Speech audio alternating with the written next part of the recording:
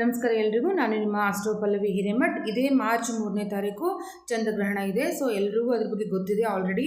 So ಕೆಲವೊಂದು ಈ ವಿಷಯಗಳನ್ನು ಮತ್ತು ಕೆಲವೊಂದು ಇನ್ಫಾರ್ಮೇಷನ್ಗಳನ್ನು ನಾನು ನಿಮಗೆ ಹೇಳೋಕ್ಕೆ ಇಷ್ಟಪಡ್ತಾ ಇದ್ದೀನಿ. ನೋಡಿ, ಚಂದ್ರಗ್ರಹಣ ಈ ಸಲ ನಮ್ಮ ಭಾರತದಲ್ಲಿ ಕಾಣಿಸುತ್ತೆ. ಈವನ್ ಕರ್ನಾಟಕದಲ್ಲಿರುವವರಿಗೆ ಎಲ್ರಿಗೂ ಕೂಡ ಈ ಚಂದ್ರಗ್ರಹಣ ಕಾಣಿಸುತ್ತೆ. ಸೊ ಚಂದ್ರಗ್ರಹಣ ದಿನ ಏನು ಮಾಡ್ಕೋಬೇಕು, ಏನು ಮಾಡ್ಕೋಬಾರ್ದು, ಯಾರ್ಯಾರಿಗೆಲ್ಲ ಇದು ಎಫೆಕ್ಟಿವ್ ಆಗಿದೆ, ಮತ್ತು ಅದರ ಟೈಮಿಂಗ್ಸ್ ಎಲ್ಲ ಏನಿದೆ ಅಥವಾ ಏನು ಫಾಲೋ ಅಪ್ ಮಾಡಬೇಕು ಅನ್ನೋದ್ರ ಬಗ್ಗೆ ನಾನು ಈ ಒಂದು ವಿಡಿಯೋದಲ್ಲಿ ಇನ್ಫಾರ್ಮೇಷನ್ನ ಕೊಡ್ತಾ ಇದ್ದೀನಿ.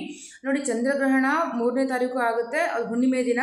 ಓಕೆ, ಹೋಳಿ ಹುಣ್ಣಿಮೆ ಅಂತಲೂ ಕೂಡ ಕರಿತೀವಿ. ಆ ಹುಣ್ಣಿಮೆ ದಿನ ಚಂದ್ರಗ್ರಹಣ ಆಗೋದ್ರಿಂದ ಅದು ಬೆಳಗ್ಗೆನೇ ಸ್ಟಾರ್ಟ್ ಆಗೋದ್ರಿಂದ ಅದು ವೇದ ಕಾಲ ಬೆಳಗ್ಗೆ ಸ್ಟಾರ್ಟ್ ಆಗುತ್ತೆ. ಯಾರೆಲ್ಲ ಫಿಟ್ ಆ್ಯಂಡ್ ಫೈನ್ ಹೆಲ್ದಿಯಾಗಿದ್ದೀರೋ ನೀವು ದಯಮಾಡಿ 9 ಗಂಟೆ ಒಳಗಡೆ ನಿಮ್ಮ ಆಹಾರ ಆಗಿರ್ಬೋದು, ಬ್ರೇಕ್ಫಾಸ್ಟ್ ಆಗಿರ್ಬೋದು, ಏನೆಲ್ಲ ತಿಂತಾ ಇದ್ದೀರೋ ಅದನ್ನೆಲ್ಲ ನೀವು ಬೆಳಗಿನ 9 ಗಂಟೆ ಮೊದಲೇ ತೊಗೊಂಡ್ಬಿಡಿ. ಮಕ್ಕಳು ಮತ್ತು ವೃದ್ಧರು ಯಾರಾದರೂ ಇದ್ದರೆ ಅಥವಾ ತುಂಬ ಹೆಲ್ತ್ ಡಿಸೀಸ್ ಇರೋರು ಅಥವಾ ಹೆಲ್ತ್ ಕಂಡೀಷನ್ ಇಲ್ಲದೇ ಇರೋರು, ಟ್ಯಾಬ್ಲೆಟ್ಸನ್ನು ತೊಗೊಳ್ಳೋರು, ನೀವು 12 ಗಂಟೆವರೆಗೂ ನೀವೇನಾದರೂ ತಿನ್ಕೋಬೋದು. ಓಕೆ, ಅಲ್ಲಿವರೆಗೂ ನಿಮಗೆ ರಿಲ್ಯಾಕ್ಸೇಷನ್ಸ್ ಇದೆ. 12 ಗಂಟೆ ಆದರೆ ಊಟ ಮಾಡಬಾರ್ದಾ ಅಂದರೆ ನನ್ನ ಪ್ರಕಾರ ಮಾಡಬಾರ್ದು. ಓಕೆ, ಯಾಕಂತಂದರೆ ಇದು ನಿಮ್ಗೆ ಕಾಣೋದ್ರಿಂದ ತುಂಬ ಕೆಟ್ಟ ಪ್ರಭಾವ ಕೂಡ ನಿಮ್ಮ ಜಾತಕದ ಮೇಲೆ ಬೀಳುತ್ತೆ, ಕೆಲವೊಂದು ಮಕ್ಕಳ ಮೇಲೆ ಬೀಳುತ್ತೆ. ಏನೆಲ್ಲ ಮಾಡ್ಕೋಬಾರ್ದು ಅಂತ ಹೇಳ್ತೀನಿ ಮುಂದೆ. ಸೊ ನೀವೆಲ್ಲ ಏನು ಮಾಡಿ ಅಂತಂದಾಗ ಒಳಗಡೆ ಅಂದರೆ 9 ಗಂಟೆ ಒಳಗಡೆ ಎಲ್ಲ ಹೆಲ್ದಿ ಪರ್ಸನ್ಸ್ ನೀವು ಊಟ ಮಾಡ್ಬೋದು. 12 ಗಂಟೆ ಒಳಗಡೆ ಯಾರು ಅಂತಂದರೆ ಮಕ್ಕಳು ಮತ್ತು ವೃದ್ಧರು ಅಥವಾ ವಯಸ್ಸಾದವರು ಅಥವಾ ಹೆಲ್ತಲ್ಲಿ ಚೆನ್ನಾಗಿಲ್ಲದವರು ಕೂಡ ನೀವು ಊಟ ಮಾಡ್ಕೋಬೋದು. ಸೊ ಗ್ರಹಣ ಯಾವಾಗ ಸ್ಟಾರ್ಟ್ ಆಗುತ್ತೆ ಅಂತಂದಾಗ ಮಧ್ಯಾಹ್ನ 3 ಗಂಟೆಗೆ ಸ್ಟಾರ್ಟ್ ಆಗುತ್ತೆ. ಅಪ್ರಾಕ್ಸಿಮೇಟ್ ಟೈಮ್ನ ಹೇಳ್ತಾ ಇದ್ದೀನಿ. ಮಿನಿಟ್ಸು ಸೆಕೆಂಡ್ಸ್ ಅಂದಾಗ ತುಂಬ ಜನಕ್ಕೆ ನೆನ್ಪಿಟ್ಕೋಕ್ಕಾಗೋದಿಲ್ಲ. ಸೊ ಹೀಗಾಗಿ 3 ಗಂಟೆ ಅಂತ ಅಂದ್ಕೊಳ್ಳಿ. 3 ಗಂಟೆಗೆ ಅದು ವೇದಕಾಲ 9 ಗಂಟೆಗೆ ಸ್ಟಾರ್ಟ್ ಆಗಿರುತ್ತೆ. ಆದರೆ ಎಕ್ಸಾಕ್ಟ್ ಗ್ರಹಣ ಅಂತ ಅನ್ನೋದು ಒಂದು 3 ಗಂಟೆಗೆ ಸ್ಟಾರ್ಟ್ ಆಗುತ್ತೆ. ಸೊ ಒಂದು 5-5:30 ಅದು ಮಧ್ಯಕಾಲ ಅಂತ ಹೇಳ್ಕೊಳ್ತೀವಿ. 3 ಗಂಟೆಗೆ ಪ್ರಾರಂಭಿಕ ಕಾಲ ಅಂತ ಹೇಳ್ತೀವಿ.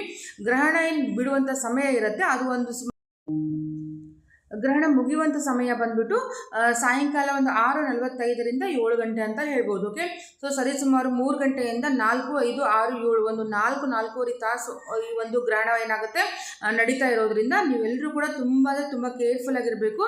ಇದು ಚಂದ್ರಗ್ರಹಣ ಆಗಿರೋದ್ರಿಂದ ನೀವೆಲ್ಲರೂ ಜಪ, ತಪ, ಹೋಮ, ಯಜ್ಞಗಳು ಮಾಡ್ಕೋತಾ ಇದ್ದರೆ ಮನೆಯಲ್ಲಿ ಮಾಡ್ಕೋಬೋದು. ಅದು ನೀವೆಲ್ಲೇ ಒಂದು ಕಡೆಯಿಂದ ಕೂತ್ಕೊಂಡು ನೀವು ಯಾವುದೋ ಒಂದು ಮಂತ್ರವನ್ನು ಪಠನೆ ಮಾಡ್ತಾ ಇದ್ರೆ ಮಾಡ್ಕೋಬೋದು, ಸಿದ್ಧಿ ಆಗುತ್ತೆ. ಸೊ ಅದ್ರ ಜೊತೆಗೆ ಏನಪ್ಪ ಅಂತಂದಾಗ ಯಾವುದೇ ಕಾರಣಕ್ಕೂ ಗ್ರಹಣದ ಸಮಯದಲ್ಲಿ ಮಕ್ಕಳನ್ನು ಹೊರಗಡೆ ಬಿಡಬೇಡಿ.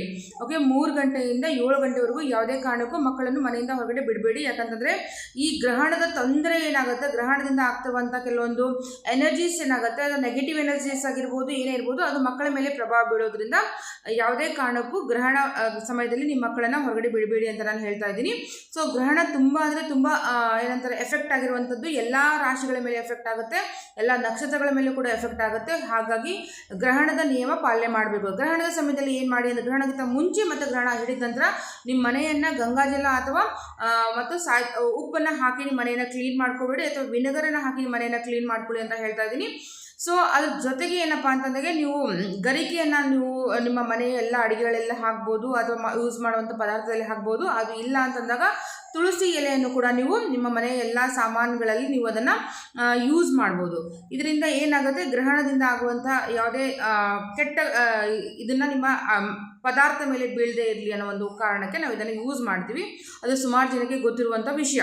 ಸೊ ಈ ಒಂದು ಸಂದರ್ಭದಲ್ಲಿ ನೀವೆಲ್ಲ ಏನು ಮಾಡ್ಕೊಳ್ಳಿ ಅಂತಂದಾಗ ಗ್ರಹಣದ ಸಂದರ್ಭದಲ್ಲಿ ಯಾರೆಲ್ಲ ಚಂದ್ರನ ಸ್ಥಿತಿಗತಿ ಚೆನ್ನಾಗಿಲ್ಲ ನಿಮ್ಮ ಜಾತಕದಲ್ಲಿ ಅಂತಂದಾಗ ಚಂದ್ರನ ನೀವು ಮೂಲ ಮಂತ್ರವನ್ನು ಅಥವಾ ಬೀಜ ಮಂತ್ರವನ್ನು ನೀವು 108 ಬಾರಿ ಒಂದು ಪಠನೆ ಮಾಡ್ಬೋದು, ಅಥವಾ 1008 ಬಾರಿ ಕೂಡ ನೀವು ಪಠನೆ ಮಾಡ್ಬೋದು. ಅದು ಮಾಡೋದ್ರಿಂದ ನಿಮ್ಮ ಚಂದ್ರನ ಈ ಥರ ಕೆಲ ಜನರು ಏನು ಮಾಡ್ತಾರೆ ಅದನ್ನು ಅವರು ಯೂಸ್ ಮಾಡ್ಕೊಂಡಿರ್ತಾರೆ. ಸೊ ಹಾಗಾಗಿ ಯಾವುದೇ ಕಾರಣಕ್ಕೂ ನಿಮ್ಮ ಮಕ್ಕಳ ಬಟ್ಟೆಗಳಾಗಿರ್ಬೋದು ಅಥವಾ ನಿಮ್ಮ ಬಟ್ಟೆಗಳಾಗಿರ್ಬೋದು ಹೊರಗಡೆ ಹಾಕಕ್ಕೆ ಹೋಗ್ಬಿಡಿ ಅಂತ ಹೇಳ್ತಾ ಇದ್ದೀನಿ. ಸೊ ಇದರಿಂದ ಏನಾಗುತ್ತೆ ಅಂದಾಗ ನೆಗೆಟಿವ್ ಎನರ್ಜಿನ ನೀವು ಅಟ್ರಾಕ್ಟ್ ಮಾಡ್ತೀರಾ. ಆ ಥರ ಅಟ್ರಾಕ್ಟ್ ಮಾಡೋದ್ರಿಂದ ನಿಮ್ಮ ಮಕ್ಕಳ ಭವಿಷ್ಯದ ಮೇಲೆ ಆಗಿರ್ಬೋದು, ಜಾತಕದ ಮೇಲೆ ಆಗಿರ್ಬೋದು, ಅಥವಾ ವಿದ್ಯೆಯ ಮೇಲೆ ಆಗಿರ್ಬೋದು, ಅಥವಾ ಆರೋಗ್ಯದ ಮೇಲೆ ಆಗಿರ್ಬೋದು, ಇದು ಎಲ್ಲದರ ಮೇಲೆ ಕೂಡ ಅದು ಪರಿಣಾಮ ಬೀರೋದ್ರಿಂದ ನೀವು ದಯಮಾಡಿ ಯಾವುದೇ ಕಾರಣಕ್ಕೂ ನಿಮ್ಮ ಮಕ್ಕಳ ಬಟ್ಟೆಗಳನ್ನು ನೀವು ರಾತ್ರಿ ಹೊತ್ತು ಹೊರಗಡೆ ಹಾಕಕ್ಕೆ ಹೋಗ್ಬಿಡಿ. ಸೊ ಗ್ರಹಣದ ಬಗ್ಗೆ ಎಷ್ಟೆಲ್ಲ ಮಾಹಿತಿ ಇದೆ, ಹೆಚ್ಚಿನ ಏನಾದರೂ ಮಾಹಿತಿ ಏನಾದರೂ ಬೇಕಿದ್ದರೆ ನೀವು ನನ್ನನ್ನು ಸಂಪರ್ಕಿಸಬಹುದು.